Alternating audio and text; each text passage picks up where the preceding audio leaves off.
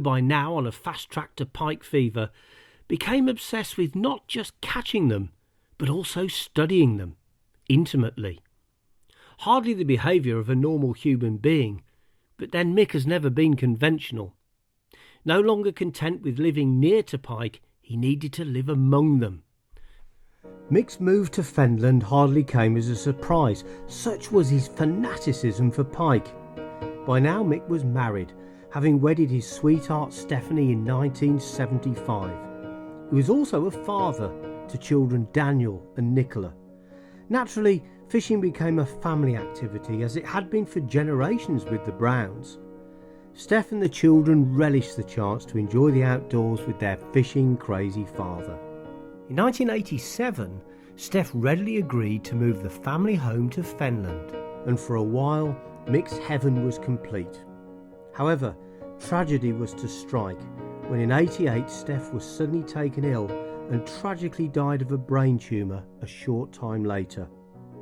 Devastated by the loss and with 2 children to bring up, pike fishing, though still Mick's passion, had to be fitted in between looking after 2 children. It's a decision he's never regretted. I moved round here about 27 years ago, and I came from Birmingham, and the reason I moved here was purely for the pike fishing. South Lincolnshire is renowned for the quality of its pike fishing. It's still pretty good now, although I've got to say not as good as it used to be. Modern life with otters coming into the area, and we're getting a few people killing the pike now. That's taken its toll, but you know, I still go out whatever the weather. I just love going piking. Where the numerous freshwater drains, flooded gravel pits and small rivers positively overflowed with his favourite species. It was like going to heaven. Mick now had pike literally on his doorstep, and his affinity with the fens and the pike it contained became so ingrained that he has never wanted to move anywhere else. Well, I'm heading out this morning down to one of my favourite pits, only a couple of miles from home, a place called Langtoft Lakes. And you know, I've been fishing here on and off for the last 25 years, and I've had some great days here. They're not the biggest pike, but they certainly are some of the prettiest pike you'll ever catch. And I just love to catch them and have a close look at them. Living so near to pike gave Mick the springboard he could only have dreamed of as a youngster. He became a full-time pike fisherman, professional angler, author and television personality. In short, he created a lifestyle that every pike angler dreams of, and in the process emerged as predator fishing royalty.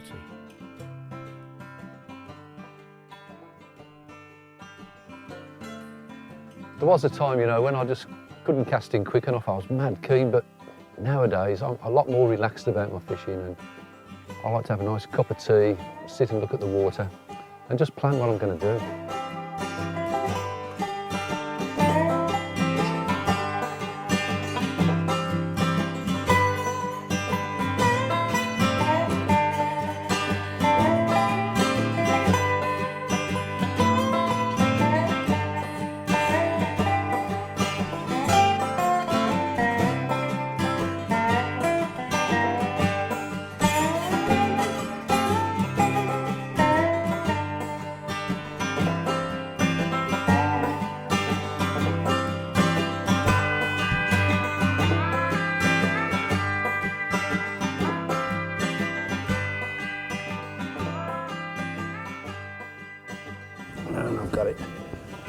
How about that?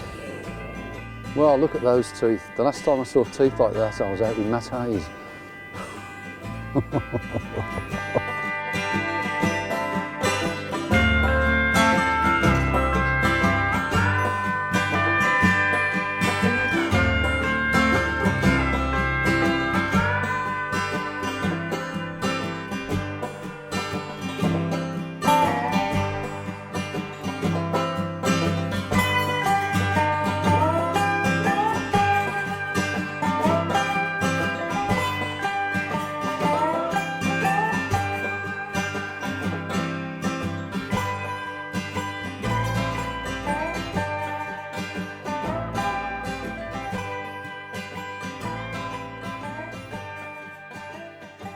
Another beautiful gravel pit pike, fabulous colours.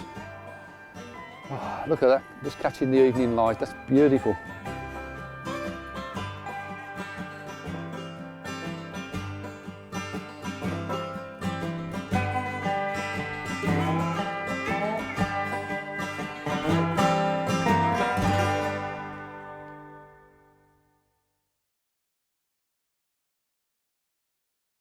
If there's one thing that Mick's become identified with over the years, it's his old camper van. I've spent many a night in it, trying to ignore the smells and the damp, while huddled up literally cheek to cheek with the Duke at Market Deeping. And I can assure you that the battered old wreck that I christened the Arkansas Chuggabug a few years ago is no prop. He genuinely loves it. Well, I'm just having a bit of a clean up and a bit of a tidy up.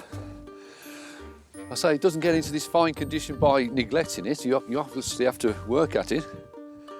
But I've actually had a really good night's sleep. Well, apart from the incident with the hornet, I actually found a hornet in my bed. But I've had one or two lately. I think there's probably a hornet's nest. You know, they've gone in there and settled in for the winter. But that's nothing unusual. I've had ants' nests in there. I've had spiders. I've had all sorts. But it is cosy. This is my second home, really. And you know, it might look a wreck, but I've had it for 14 years. I'm on my second engine, and I still can't part with it. And every time it goes in for an MOT, I think, if it fails, I'm getting rid of it. But when it fails, I get it put right and I still keep it. But so it's a bit of a love affair, really. Anyway, I'm getting ready for another day's fishing, and it's a great thing about all fishing. You don't know what the day's going to bring, so I'm going to have a tidy up and I'm going to get on with it.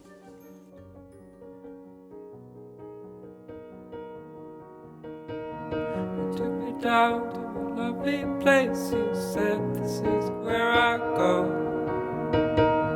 You took me down to a lovely place, you said this is where I go. My heart's not quite in this race, I want it all to be slow. Oh, don't you feel the time has come for you to see the light? Oh, don't you feel the time has come for you to see the light.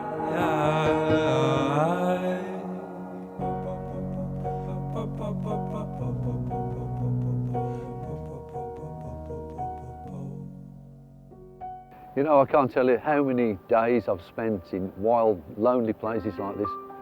But you know, I don't get lonely or sad or depressed by being in these places on my own. I actually really enjoy my own company. I'm not just sitting here watching the floats. I've got all sorts of things going through my head. I'm thinking about my family, my business interests, other hobbies I've got. And then when I get back home, you know, I can enjoy a really pleasant family life. I've got a wife, I've got a couple of really nice dogs, which are great fun. And I just think the whole thing is really nicely balanced. But, you know, without, you know, having a slice of this solitude on a regular basis, I don't know whether life would be right for me. I do need this.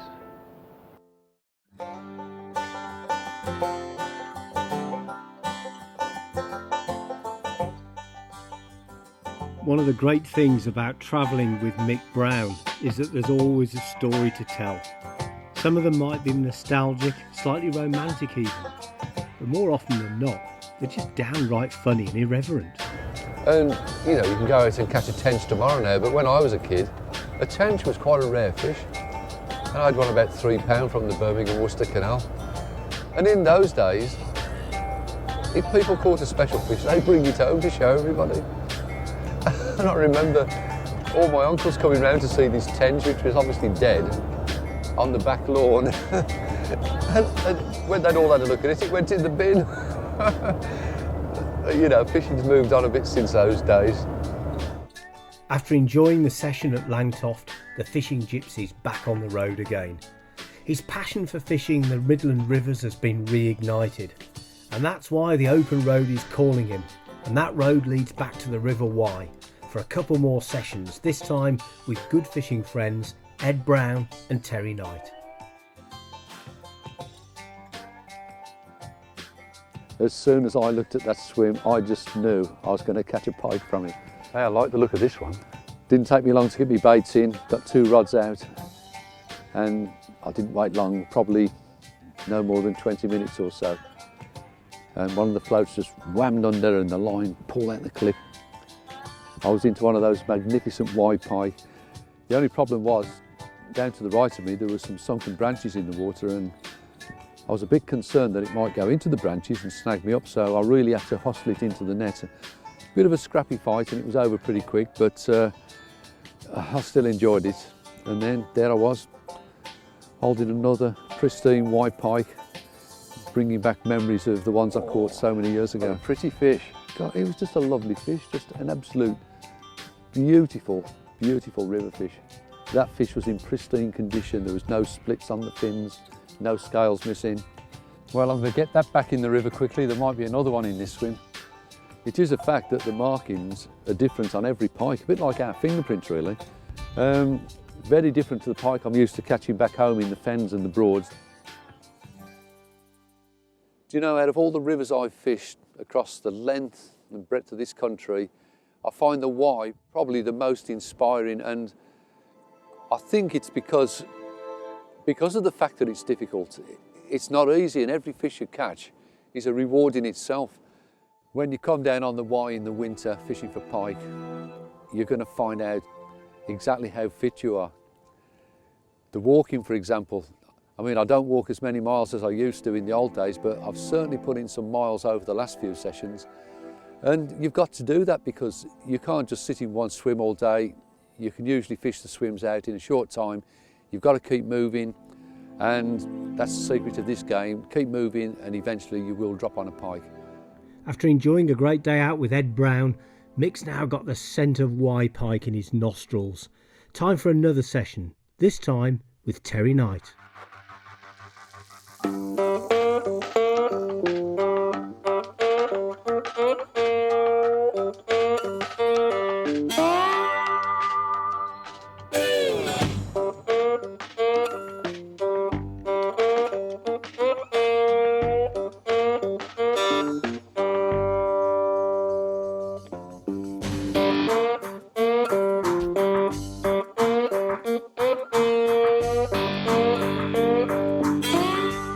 When I looked at that swim, I just knew I was going to catch a pike from it.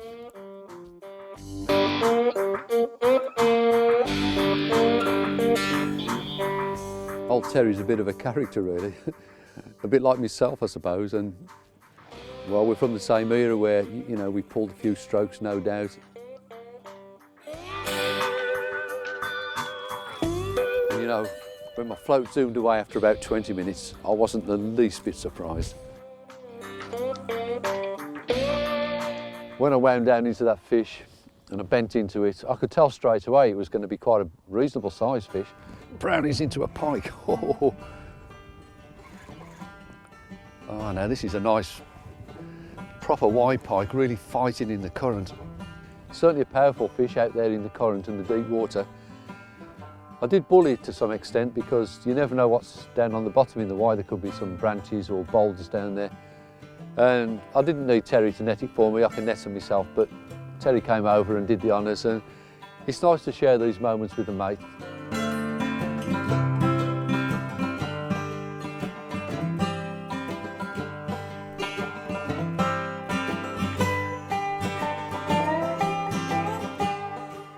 When we put it down on the unhooking mat, we both agreed it was a cracking fish.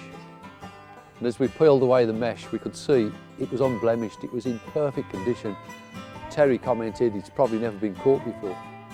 As I held it up to take a closer look at it, I could see it was a classic Wye fish, beautifully marked and really stockily built.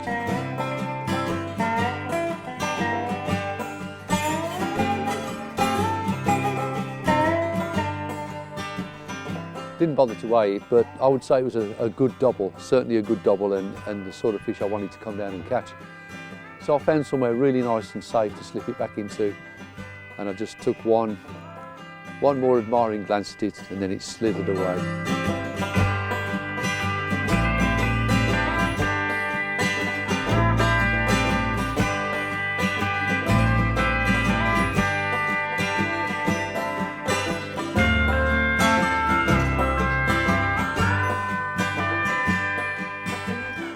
With several nice Wye pike under his belt, the Duke's really got the bit between his teeth, and there's time for one more fishing session on another river of his youth, the wonderful Warwickshire Avon.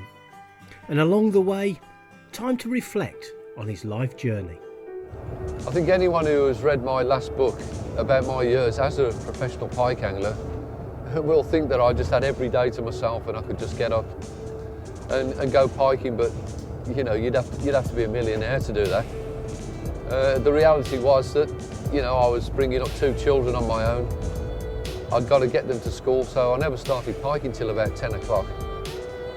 And then I got to pick them up from school at 3 o'clock, so I usually got about 4 hours in. And of course, I've got to make a living as well. You know, I've never lived off any benefits. I've always earned a living from pike fishing. And it all sounds like a walk in the park, you know, but people do not give you money for sitting there and watching floats, I can tell you that.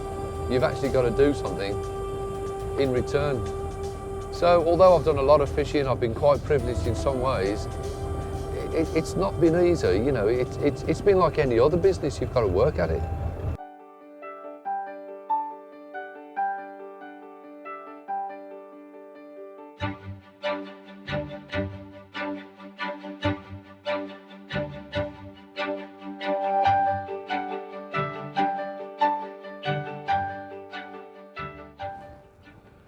Well, I'm out on the Warwickshire Avon this morning, and you know, this is a river I've fished all my life, ever since I was a kid. I live a long way away now, so I don't get back too often, but I love to come down again. And it's not the size of the pike here that draws me, it's just the river itself, and it's got so much character, it's just a wonderful place to fish. I'm going to be throwing a lure around this morning, got one of my old favourites on, and you know, if I can just hit 1 or 2 pike and just enjoy the sport, that's enough for me.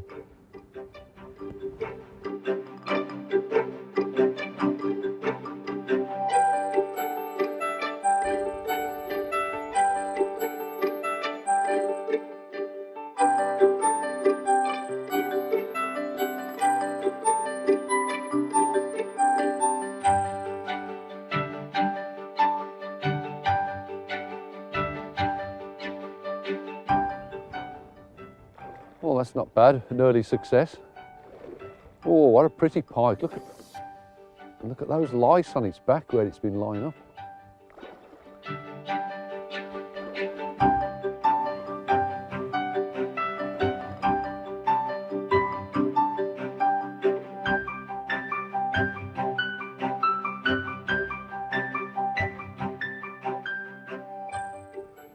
Well, that's a pretty fish, and look at those leeches attached to its back. When the pike are lying quietly in cold water for a long time, you often get this sort of thing. They just come out of the mud and attach themselves, and I don't think, as far as I know, they don't do any harm to the pike.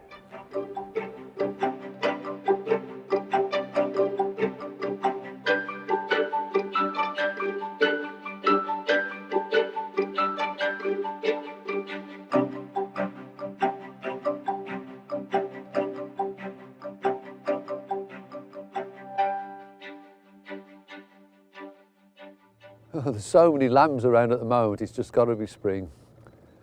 And of course, it's not just animals that breed at this time of year, it's a good time for fish to be breeding, and this is spawning time for pike around the early springtime. You know, the early spring, it's just a lovely time to be out on the river, whether you're fishing or not.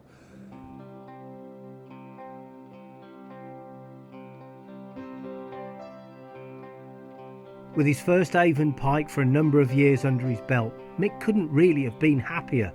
But it wasn't until the light began to trickle from the sky and he headed downstream to one of his favoured areas for a few last casts that the next piece of drama unfolded. Well, I thought I'd change to a different setup with a bigger lure, and it's worked. Just as the light's fading, a much bigger fish has taken the bait, and I'm really pleased with this one. I've got to get it in the boat yet. Oh, it's just hanging on by a sliver. Oh, look at that. I'm going to need the net for this one.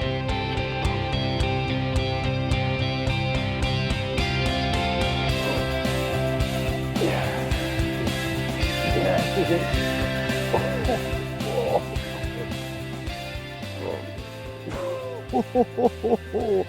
I wasn't expecting that. Well, I've just cut the hooks because it took it quite a way in, and one of them was caught in the net, and I don't want to have any problems at this stage. Oh, it's a cracking pike. I wasn't really expecting one of this size.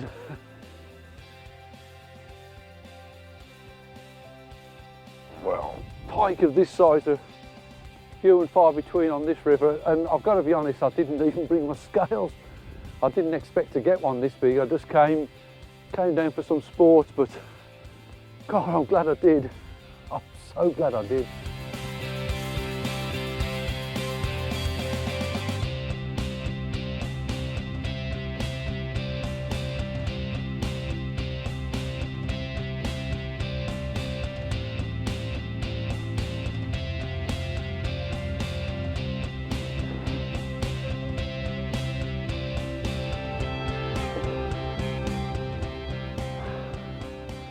Well, what a great end to the day, and I can't tell you how good that felt. And you know, for me, it's at moments like this that life just doesn't seem to get any better.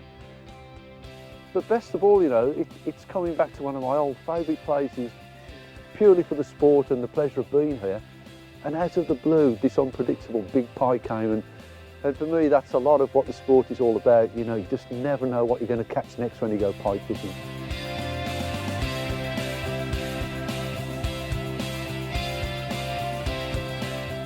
You know, I suppose I have devoted my life to pike and pike fishing. And people often come up to me and they say, "Brownie, all you've done is go pike fishing. You've never had a proper job like us." Well, you know, I can tell you, you're absolutely right, and I don't regret 1 minute of it. Well, you may not be no beauty, but you sure look good to me. Well, you may not be no beauty, but you sure look good to me. Well, I know one thing for certain, I won't ever set you free. Well, you give me a million reasons to walk right out the door. Well, you give me a million reasons to walk right out the door. But there's something about you keeps me coming back for more.